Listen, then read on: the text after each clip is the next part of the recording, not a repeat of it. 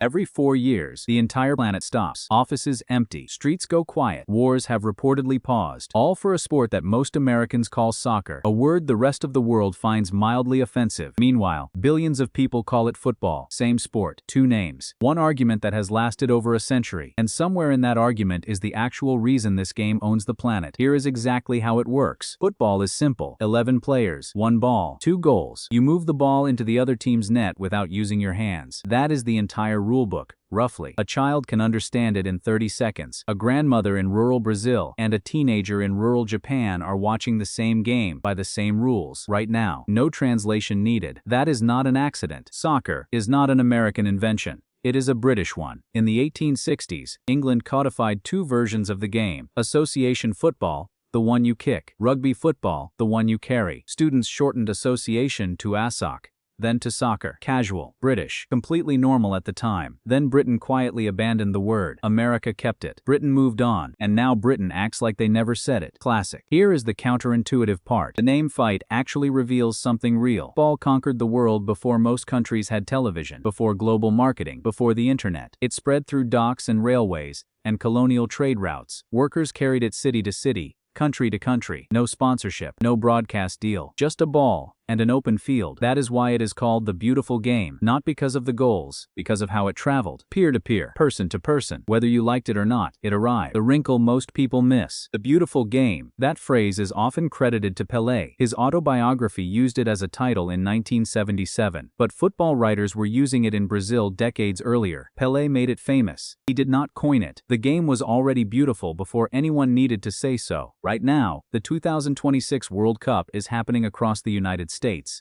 Canada, and Mexico. For the first time ever, 48 teams, 16 more than any previous edition. And the host country, the one that calls it soccer, is playing in front of its own crowd, in its own stadiums, for the first time since 1994. The irony is not lost on anyone. The country that renamed the sport is now the country the sport chose to crown itself in. Whether America is ready or not, football arrived. Again, here is the one thing to carry with you. This sport did not spread because of money, or media, or marketing. It spread because it needed nothing. 1 ball, any surface, any number of players. It crossed oceans without a passport. It outlasted empires. The name is just a footnote. The game was always the point. The game has not changed. You have. You're welcome. Subscribe if you enjoyed this type of content. It means a lot.